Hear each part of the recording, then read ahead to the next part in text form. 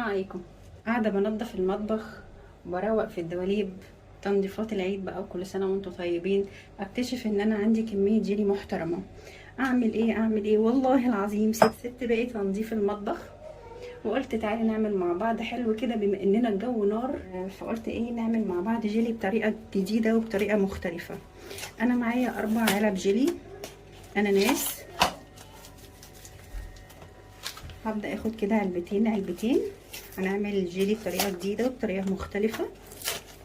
طبعا معروف ان الجيلي، علبه الجيلي بتتخفف على كوبايتين ميه، كوبايه سخنه وكوبايه بارده. لكن انا بقى مش هعمله كده.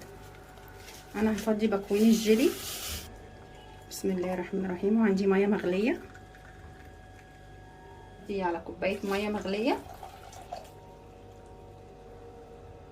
ادوب الجيلي بتاعي كويس قوي.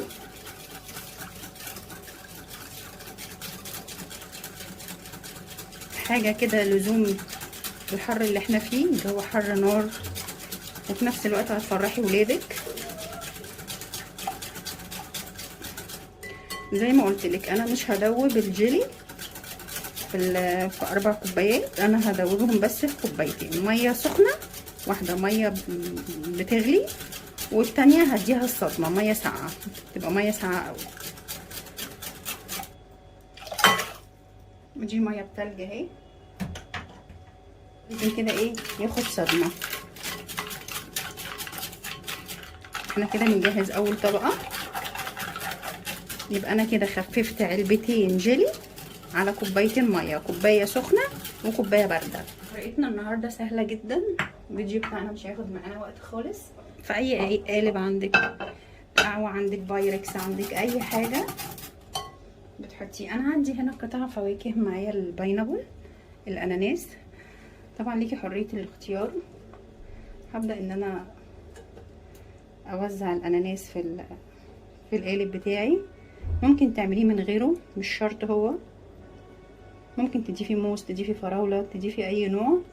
بما اننا عندي الجيلي اناناس وانا عندي اناناس فهستفيد بيه.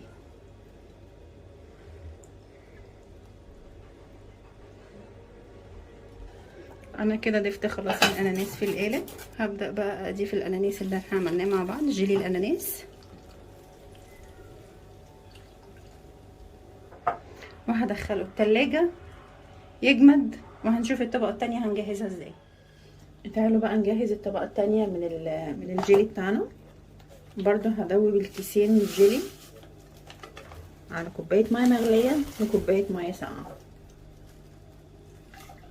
بسم الله.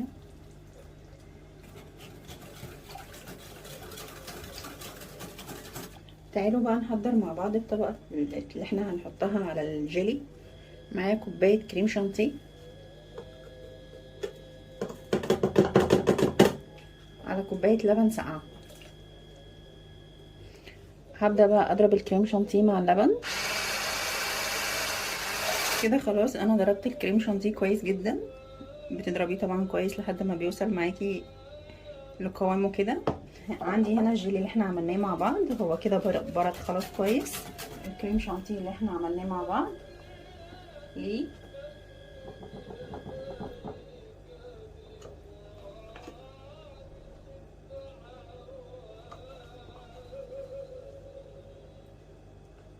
بالمضرب بتاعك هتبداي تضربيهم كويس قوي،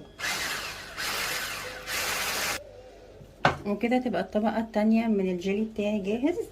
انا هنا طبعا حطيت الطبقة الاولانية في التلاجة جمدت تماما. هبدأ ان انا اضيف الطبقة التانية. بسم الله.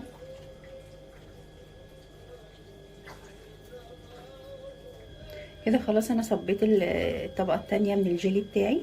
هبدأ بقى ادخلها التلاجة تجمد براحتها، هسيبها على الاقل ساعتين وهنشوفها مع بعض. تعالوا بقى كده خلاص الجيلي بتاعي قاعد في التلاجة وقت كويس جدا. هبدأ بقى ان انا احط شوية مية في طبق، مية سخنة.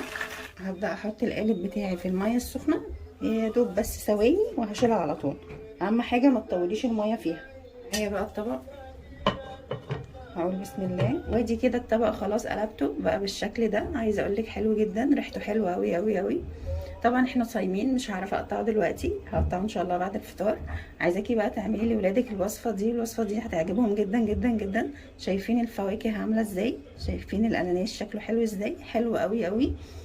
الجيلي ده بيرطب على قلبنا في الصيف، احنا طبعا طول الوقت بنبقى محتاجين حاجه ساقعه.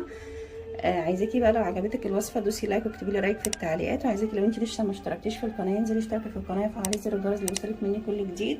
استنوني ان شاء الله في فيديو جديد. بحبكم في الله، وكل سنه وانتم طيبين، والسلام عليكم ورحمه الله وبركاته.